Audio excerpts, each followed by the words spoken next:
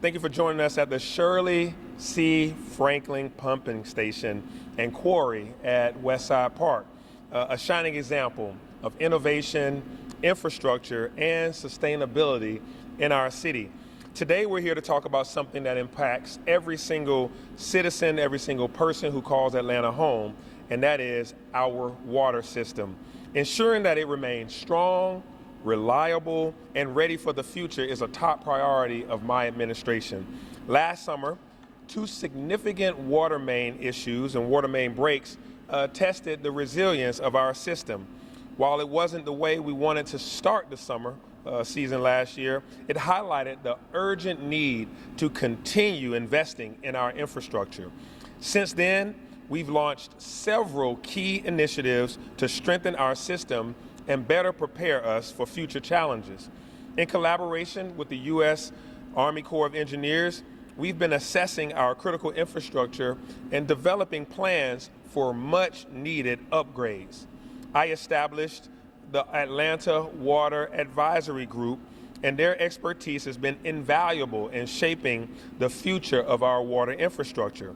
We're excited to have those people serve on that team to help us. Just last week, I announced the appointment of the newest member of my cabinet who has joined us today. That is James Gregory Irely. He is our new commissioner of the Department of Watershed Management. Gregory's decades of experience leading major water utilities in the city of Houston will play a pivotal role in implementing our vision for a modern and efficient water system. We're thrilled to have him here today to share this vision for the department and the future.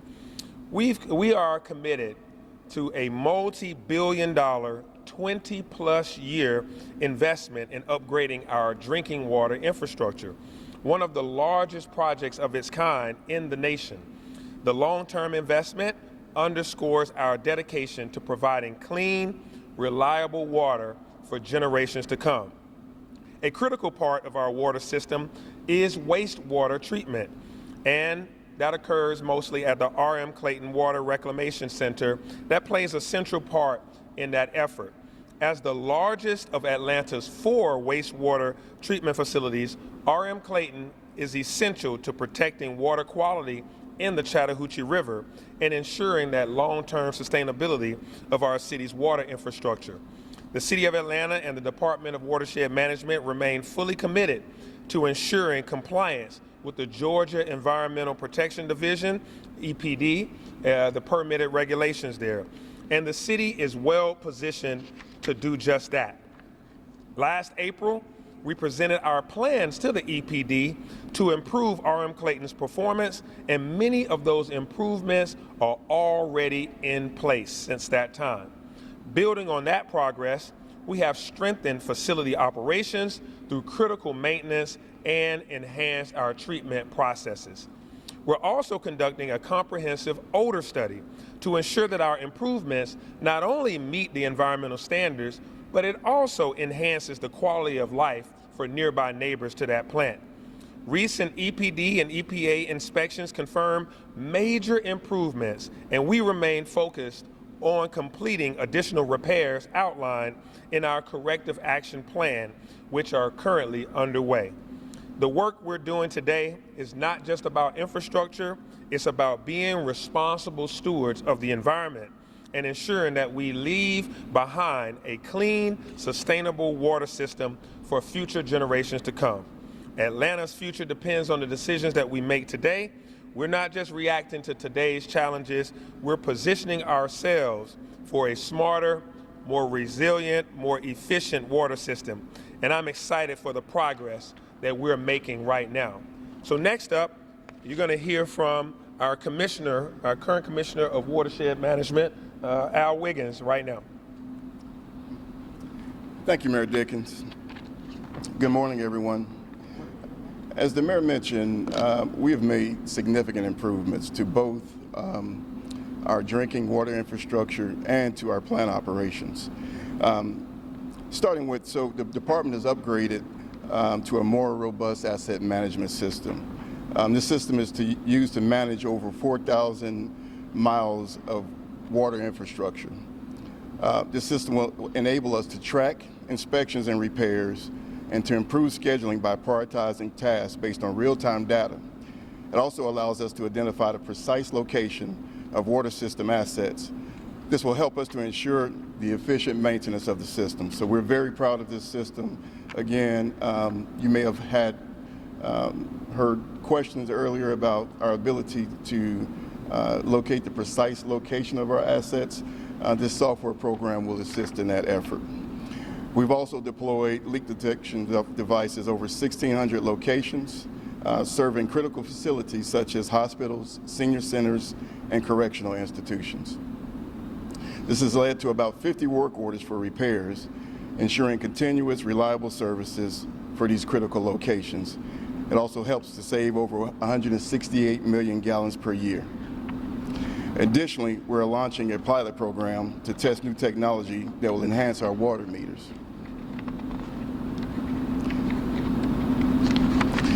This will allow for real-time water consumption, data collection, and early leak detection, further improving service efficiency. So moving on to RM Clayton, we've invested about $7 million into automation for that plant. $4 million of that investment was proposed as legislation last night to the council in the form of software upgrades. Again, this will help us to detect early issues with the plant, will help to remove redundancies. It will also help us to operate the plant in an autonomous way. Previously, portions of the plant had to be operated manually by staff. This system will allow us to automate the plant again. So the entire plant is operating properly, both our filtration systems, our chemical treatment systems. The plant is in a great state right now. Since last March, when we implemented our corrective action plan, the city has invested about $15 million in RM Clayton. That's just the initial investment in the plant. Further investments are underway, but we're off to a great start. And again, the plant is operating well. So several mobile devices were used to assist with plant functions. All of the devices have been taken offline. Back in March, we had to use several mobile clarifiers to operate the plant and several other external devices. As we speak, those devices are being placed on the truck and removed, and the plant is now able to operate under its own power. Thank you. And next, I will hand it over to our Chief Strategy Officer, Peter Amon. Good morning. Thank you. Atlanta's critical efforts to renew and replace our drinking water infrastructure are a major undertaking. As the mayor said, costing approximately a couple $2 billion and taking a couple decades. We call this program the Atlanta Drinking Water Renewal and Replacement Program. The acronym is ADWR. Sounds a little bit like add water. That's as close as we could get. The size and scope of this effort are similar to the consent decree work that we did starting in earnest under Mayor Shirley Franklin's tenure. So this is a major multi-decade program, but it is one that we have to do. Indeed, this task is not one we can avoid if we wish to maintain the high quality and resilient water service to our existing residents, businesses, visitors, as well as support additional growth of the city.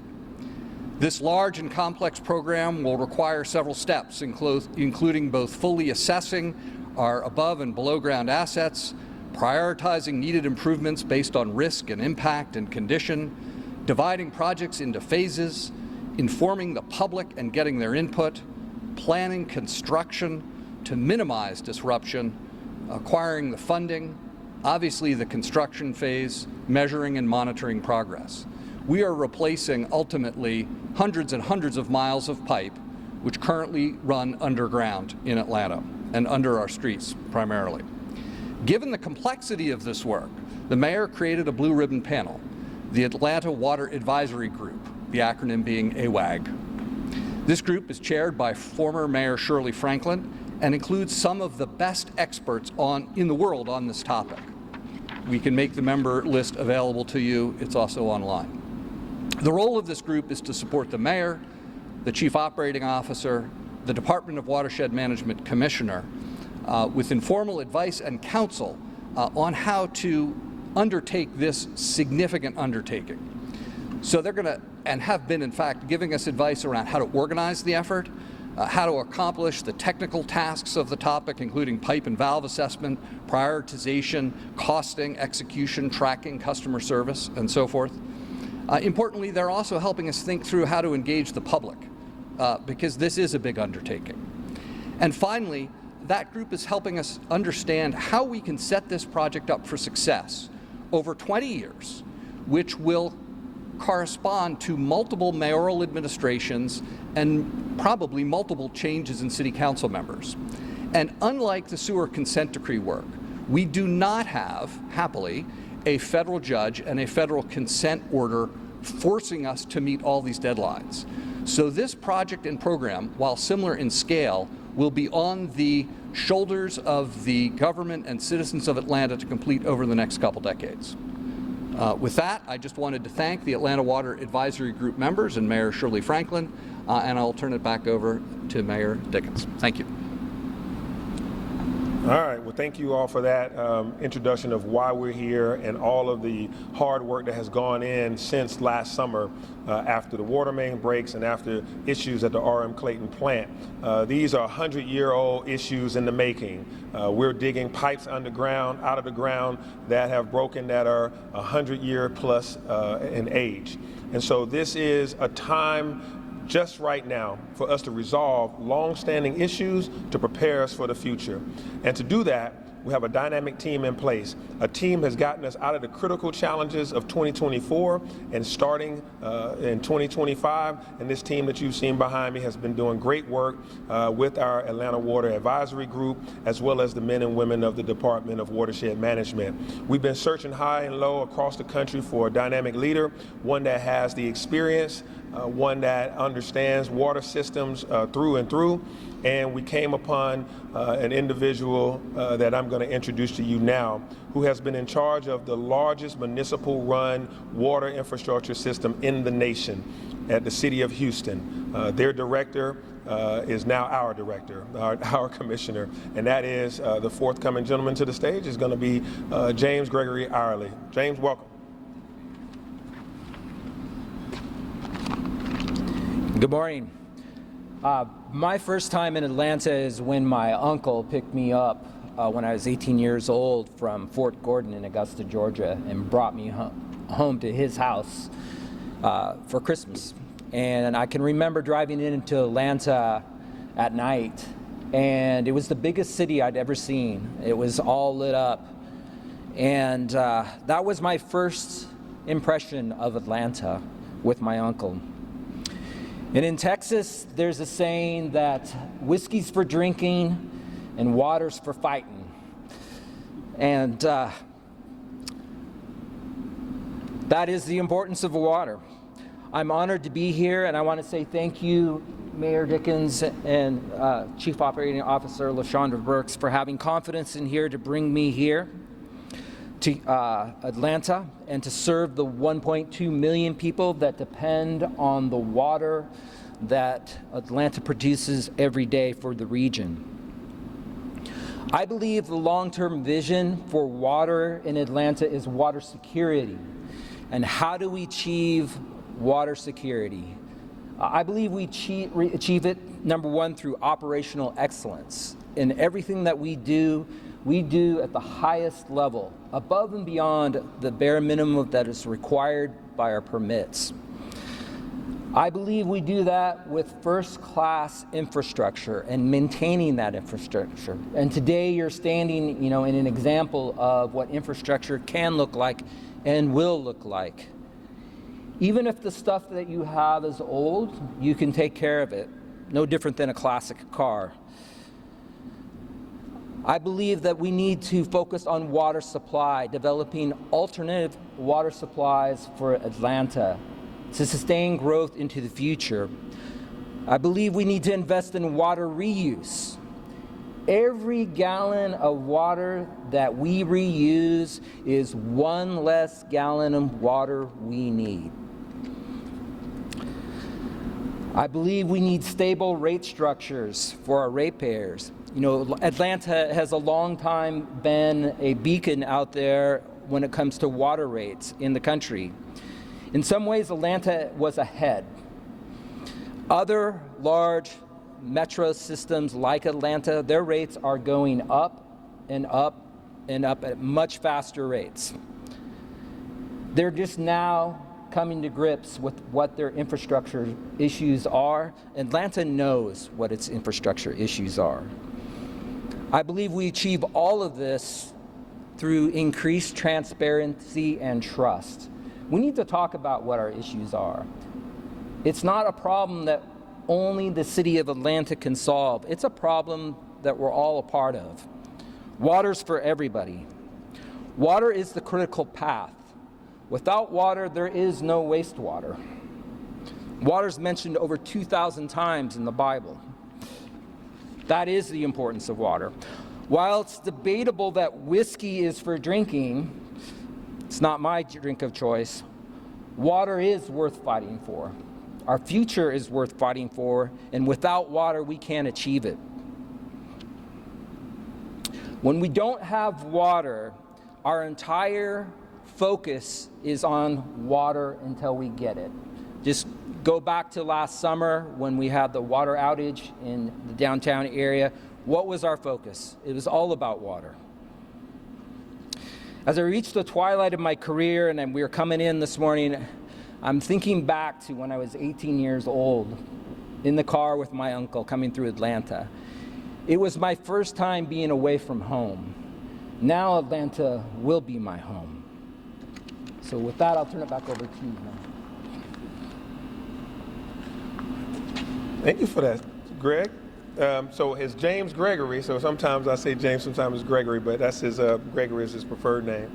So thank you for that, and I will have to remember what whiskey is for and what water is for. That's as you see here, we have a team in place that's going to continue to lead us forward, along with the hundreds of men and women that work for the Department of Watershed Management, plus our groups like the Atlanta Water Advisory Group, and plus my senior leadership team guided by COO LaShondra Burks. So he starts at the beginning of April, but we thought it wise to come here today to get everybody on the right page, on the right note, that this is how we're kicking things off, that we are going to make sure that we deliver world-class water to everybody in the city of Atlanta and beyond. Thank you, and I'll take questions. Mayor, share a little bit about the funding. We know similar cities have faced this issue. This isn't something that's synonymous to Atlanta. How does the city prepare to be able to fund something like this? I know we have the initiative, the advisory group. Can you all share specifics about how you guys plan to present this to taxpayers? Because we know this is not something that can get passed easily. What would this look like? Any specifics you can share? Yeah, you know, part of Greg's first job is going to be to get a hold of the whole situation and make sure that we, the plan that we're putting in place through the Water Advisory Group, as well as the U.S. Army Corps of Engineers, that plan is the plan that we're going to sign off on and share with the City Council, all the dollars and cents that's associated with it. We know that it's going to be in the billions. $2 billion is the latest estimate, but we have to get further and further down on the details of that, so then we can figure out what are the best levers to pull on making sure that happens. That's going to take some time, so some of that we're hoping will be from the federal government, which we're positioning ourselves with the U.S. Army Corps of Engineers to make that ask. Some of that will come from already existing ratepayer dollars that come in through our system that can help go forward with those type of repairs. So far you've heard from Commissioner and the Chief Strategy Officer that we have spent money already to upgrade R.M. Clayton's plant and the repairs that we've been doing on the street, and it hasn't required us adding more expense to the ratepayer or to the taxpayer. So some of this we'll be able to achieve with internal operations, and some of this we're going to have to go the hard way of getting federal dollars. I know last summer one of the big challenges was figuring out how long the pipes are, where those pipes are. Do you guys have a better grasp of just how much building you replace and how long, how immediate those are? Which one of you want to answer that question? You go ahead. So thank you for the question. That's a great question. So that is part of the assessment. You heard me earlier that I mentioned that we have onboarded a new asset management program. that data will go into that program to help with the inspection process, to understand the life cycle of the equipment that's subgrade. So once the inspection is completed, we'll have a better understanding. You mentioned I'm sorry? Is there a timeline for when that? Yeah, so that's about 12 months away. So again, that work is being performed by the Army Corps of Engineers, and that project is going to take approximately 12 months. last year you mentioned you all were using AI technology to sort of develop this. Can you talk a bit more about the specifics of that, including how is that helping you all kind of determine who you're Yeah. So you heard me earlier, I mentioned that we deployed leak detection devices. And the devices use an AI technology software program that does help with the form of predictive analytics that will help us to somewhat predict where the next leak will take place. But more importantly, it shows the progression of the leak. So if a leak shows a lower intensity leak, we understand that we have a little bit more time to replace that leak. But that work has been focused on our critical infrastructure that serve our critical sites, as I mentioned earlier, hospitals, correctional institutions, and senior facilities. any idea as to how many leaks sort of help detect and prevent? So about 50 work orders were generated from this project. Again, this is isolated to this critical infrastructure zone that we created. Later on, in conjunction with the work that the Army Corps is performing, a citywide leak detection program will be implemented with that process as well. I have another follow-up question. It's kind of related to, but it's not really related. Does the city need to create a stormwater utility or additional fees for stormwater projects? So that is something that we're investigating. But again, that investigation is currently underway. It takes a lot of collection of data, a lot of work as far as looking at the impervious surfaces of the city, but at this time, that is not something that we're looking to implement. As you guys start replacing the older assets, you mentioned they're underground, we're finding the locations of all them. Is there a plan for handling any disruption going forward? Because I imagine, it's going to be a lot of digging under the roads. Yeah. Yeah, so that's another great question. Typically, as we are replacing critical infrastructure, it's done during off-peak hours. And if that work has to be done during that time, of course the work will be performed.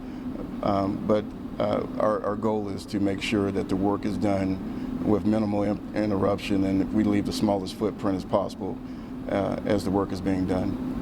Commissioner, the city is still facing a consent decree that expires in 2027. I know you said that you had requested an extension. What is the status on that extension, and how do you guys anticipate consent decree work to go alongside the big water system changes? Yeah, so the consent decree work is isolated to wastewater activities, which is not really associated with the work, at least not directly, the work that we're performing today.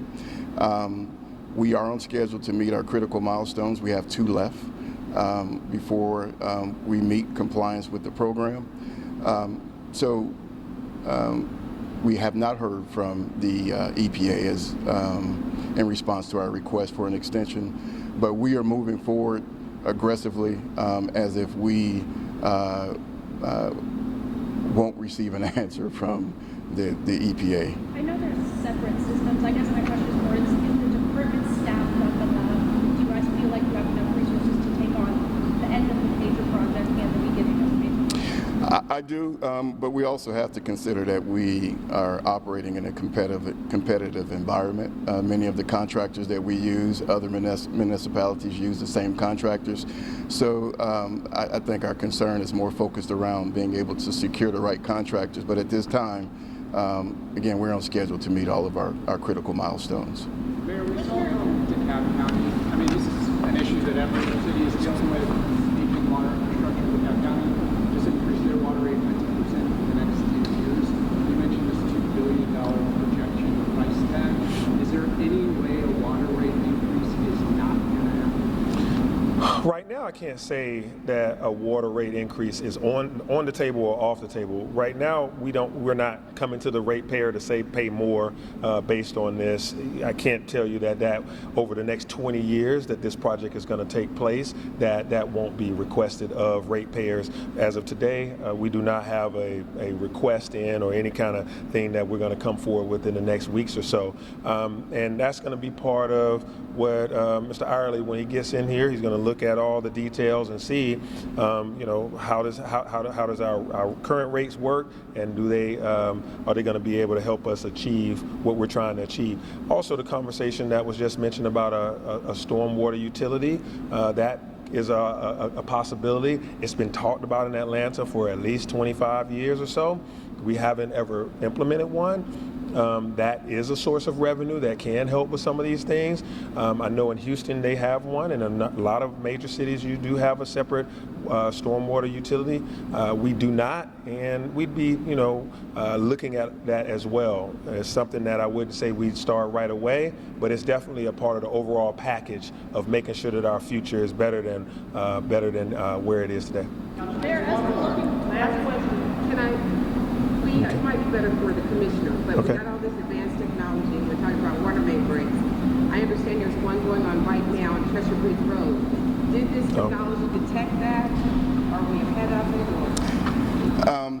So, no, it wouldn't have. The technology that I just mentioned earlier has not been installed in that particular area. But I do want to, for you to keep in mind that the city of Atlanta is unique in its own right. The city was chartered in the early 1800s. So water main breaks are not a unique occurrence. We have several water main breaks a day, which is typical for a water utility of the size of Atlanta. So no, it did not detect that particular water main break. But if it had occurred within the critical infrastructure zone, we may have received a hit. What do you think about staffing in the department? Obviously these are jobs that require a lot of knowledge and require a lot of, work. So wondering about the state of staffing and if there's any further investment in that. Yeah, so as with any water utility, the city of Atlanta is not unique. We do face challenges with filling critical roles. What has benefited us is that we have implemented incentives for pay that has tremendously helped with not only recruitment, it's helped with retention as well. We're at a comfortable level with our staffing. We would always like to have additional staffing to cover for unforeseen circumstances. But at this point, we are recruiting, but we're in a comfortable position. Thanks,